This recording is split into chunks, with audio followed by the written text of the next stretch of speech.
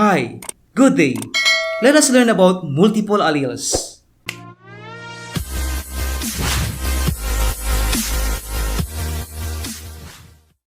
Mendel and other early geneticists noted only two alternative forms of a gene. We call them alleles. For example, Mendel noted that seed color is controlled by two alleles, one for yellow and another for green. The specific position or point in a chromosome where a gene is located is known as locus. The two genes that determine a trait are found in the same locus in a pair of homologous chromosomes. Later, geneticists found that certain traits were controlled by more than two alleles. When more than two alleles control the inheritance of a character, the character expression is called a multiple allelic trait. An example of a trait controlled by multiple alleles is the coating of rabbits. As you can see in this figure, there are four types of rabbit coatings which denotes the four alleles. The agouti shows pure black, yellow, and sometimes with patches. The second rabbit shows a chinchilla coat of rabbit. Chinchilla coats appear like silvery gray. The third coating is called Himalayan. Himalayan has white color of coats with black color on extremities. The albino coat appears pure white because of the lack of pigmentation. In this table, we can see the genotypes of different rabbit coatings. With this, we can say that the agouti is the most dominant coating. It is followed by chinchilla, Himalayan, then albino, which is the most recessive. If we were to breed a male heterozygous agouti to a heterozygous chinchilla female rabbit, their offspring will have 50% chance to have agouti coating and both 25% for chinchilla and albino coat as seen in this table.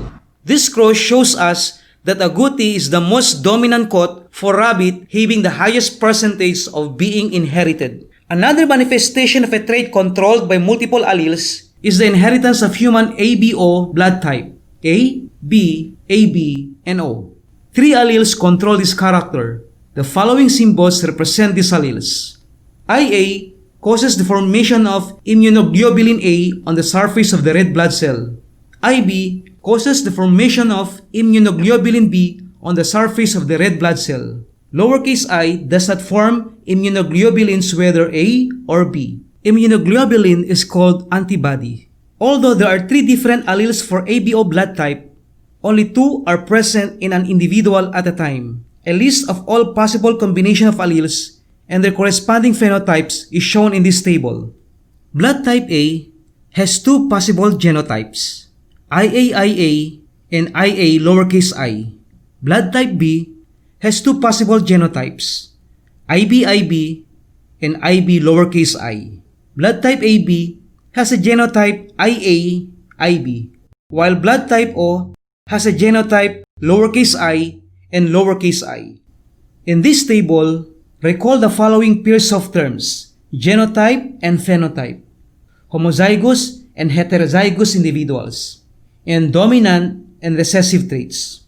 What does the table tell you about the dominance of the alleles for blood type? It tells you that the genes for IA and IB are dominant over lowercase I, but neither one is dominant over the other.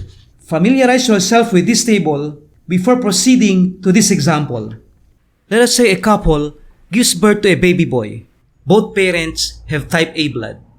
But then, there was a mix-up at the hospital. The hospital does not know whose one belongs to the couple.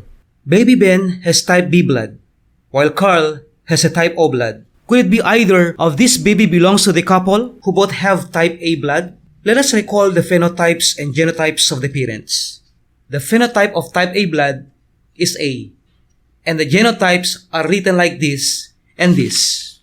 Without using the Punnett square, we really don't know which genotypes will be used. We consider this genotype as homozygous, while the other one is considered as heterozygous. Since the parents have two genotypes, let us try all the possibilities to consider the possible genotypes of their offspring. Let us recombine the parents' genotypes using a Punnett square. Based from the Punnett square, is it possible that baby Ben is the child of the couple? The answer is no, because baby Ben has type B blood. How about baby Carl? The answer is yes, because baby Carl has type O blood. Based from this Punnett square, their offspring will have 25% chance to have a baby with type O blood. But remember, the Punnett square diagram is only used to determine the statistical likelihood of each possible genotypes of the offspring of two parents for a given traits. Do you know your blood type? Try to ask your parents of their blood. Then predict yours by doing a test cross similar to my example. If this is your first time watching my video, make sure you hit the subscriber button. Thank you for watching.